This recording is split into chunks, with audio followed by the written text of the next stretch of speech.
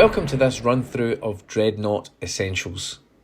This wargame system is designed for fleet battles in the era of the Great War. The rules give a real flavour of the drama and awesome power of massive navies. Essentials is an easy to learn, fast play version of the system designed to get you into the water and fighting without any brain melt. This video explains the basic principles. To do that, we're using British and German squadrons from the Battle of Dogger Bank in 1915.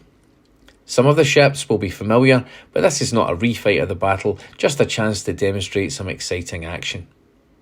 The British have 4 groups: 2 squadrons of battle cruisers, 1 squadron of light cruisers, and 1 flotilla of destroyers. The Germans have 1 squadron of battle cruisers with an armoured cruiser attached, 1 squadron of light cruisers, and 1 flotilla of torpedo boats, which are actually destroyers. The battle is being played on a 4x4 foot table, and there's been no turn limit set on the game. Points values are similar, 57 to the British and 53 to the Germans. The objective of the game is to give the enemy a bloody nose, or eine blutige Nase, depending on which side you are on. The objective of the video is to allow players to understand gameplay and mechanics.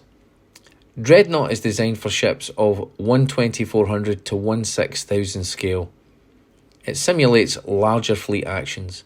Ships move and fight in squadrons rather than individually. For this game, we're using Ark Royal 1/4800 scale metal miniatures. Each group has ships of a similar type and capability. These move at the same speed and have similar weapons and armour thickness. Roster sheets are prepared before the game begins. These show the strength points of the group, together with its firepower number, its speed, and how both of these aspects are affected as damage is sustained. It notes the leadership capability and communication skill of the group and how many torpedo attacks it can deliver. The name of the ships in each group are noted. Crew experience can be set at 3 different levels. The best crews are first rate, most crews are second rate, and the most inexperienced are third rate. In this battle, most crews are second rate, although each side has 1 first rate group to spice up the action.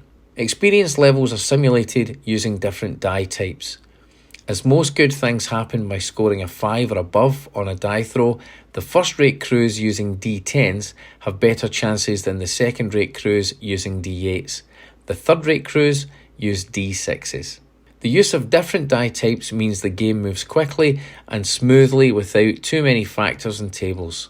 Dogger Bank was fought in January when the North Sea is particularly cold and nasty. Visibility is also pretty poor and the seas can be dangerously rough. This battle sets visibility at 20,000 yards or 20 inches, which is pretty good for a winter's day in the North Sea. Maximum visibility in the rules is 28,000 yards or 28 inches. The biggest guns in the game have a range of 22,000 yards or 22 inches. The rules allow for weather and visibility to change, but for now we keep it simple and weather conditions stay constant for the game. The seas are gentle because rough seas affect movement and gunnery. The last thing before we start is to determine whether Vice Admiral Hipper or Vice Admiral Beatty has the edge.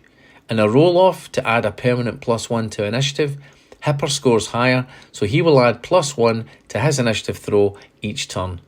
This could prove really important as he can compel Beatty to move first, and then each side alternates till all groups have moved.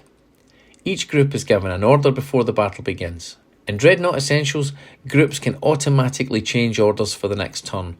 In the main rules, the process is handled differently and has more risk. Beatty was a tally-ho fox hunting sort of a chap, and his battle cruisers have been given engage orders.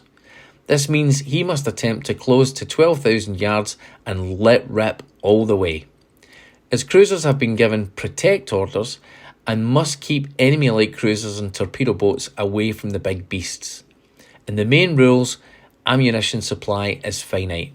With Essentials, you can blast away and your magazines will never be empty unless, of course, they explode. Hipper is a more cautious commander. He's ordered his battlecruisers to engage at distance, which means keeping at least 12,500 yards from the enemy's big guns and hoping for a weakness to exploit.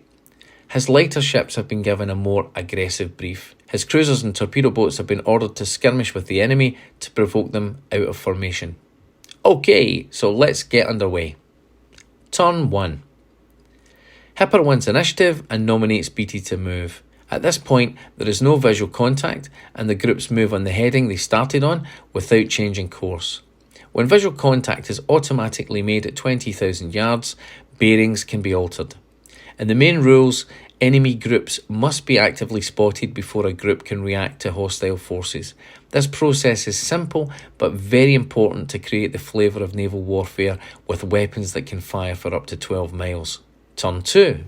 Hipper again wins initiative, but during the ensuing move, both sides remain out of visual contact and continue on their set courses at 2/3 of speed, which is a mandatory condition before contact is made. This simulates the conservation of fuel. Turn 3. The Germans once more win the initiative. Hipper nominates the British to move first. BT chooses his light cruisers under Commodore Goodenough. Their move brings them within 20,000 yards of Hipper's light cruisers under Counter-Admiral Georg Hebbinghaus. Sight of the British allows the German cruisers to alter course. This halves their movement as the turn is made. Light cruisers are fast with a 6-inch top speed. They move 3 inches and alter course towards the enemy. Various direction changes are now made by both sides.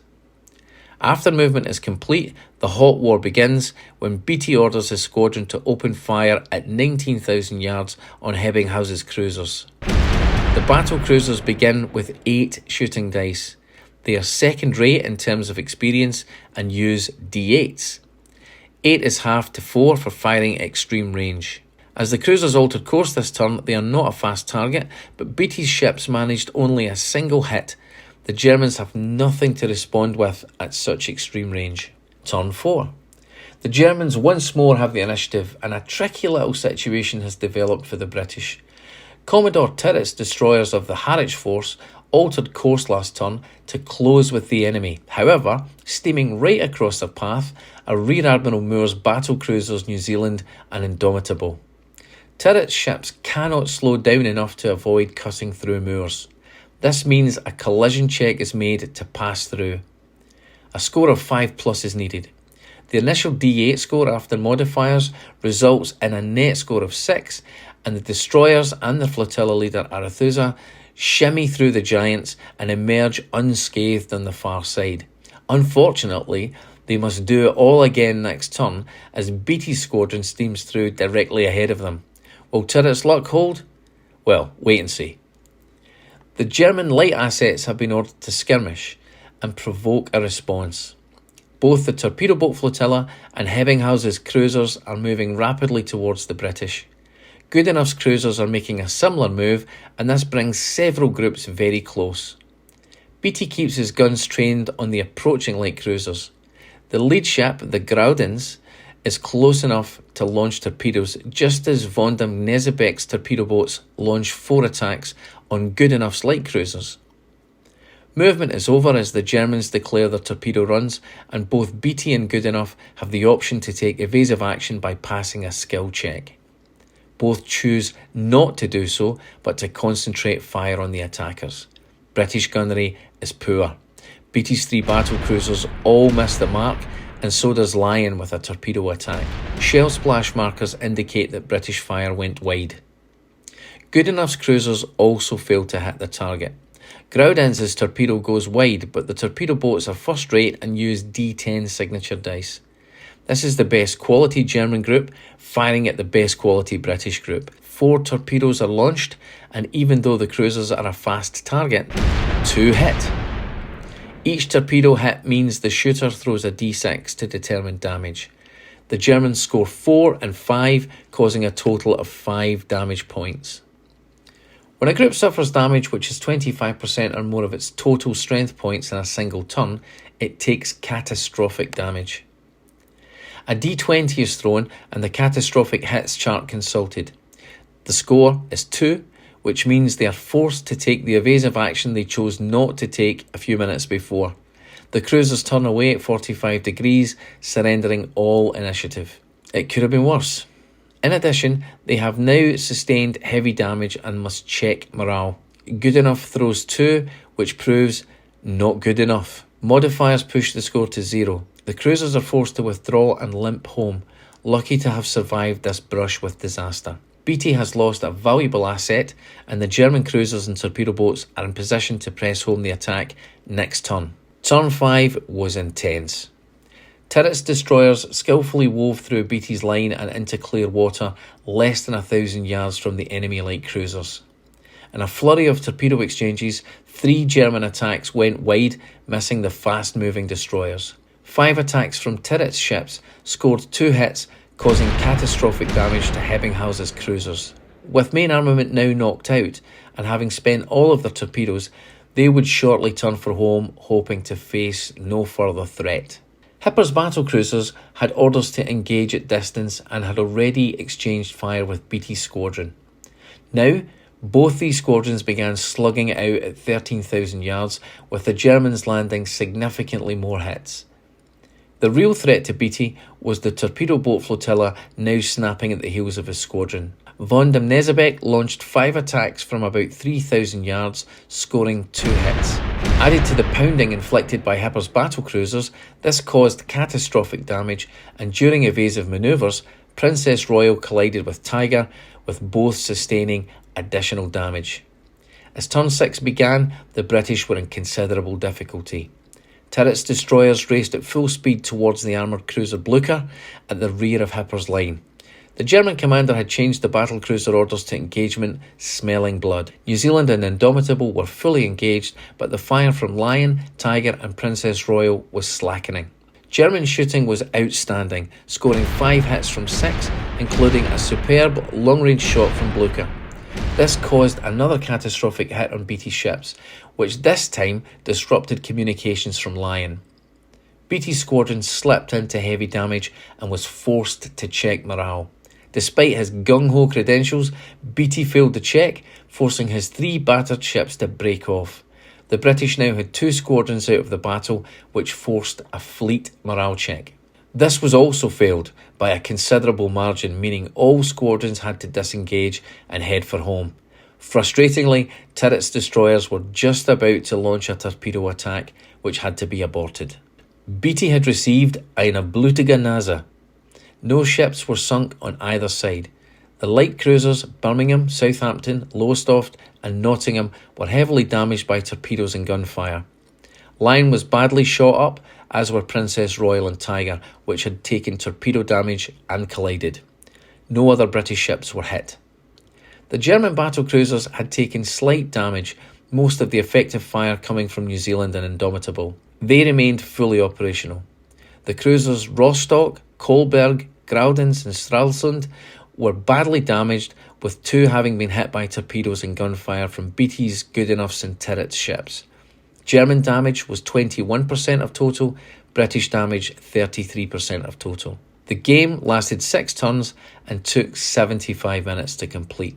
I hope you enjoyed this introduction to Dreadnought Essentials. You can find all the ship models used at www.leagueofaugsburg.com online store, and the Essentials version of the rules will be available in PDF form very soon. Please subscribe to the channel and give us a like if this was fun for you. See you next time.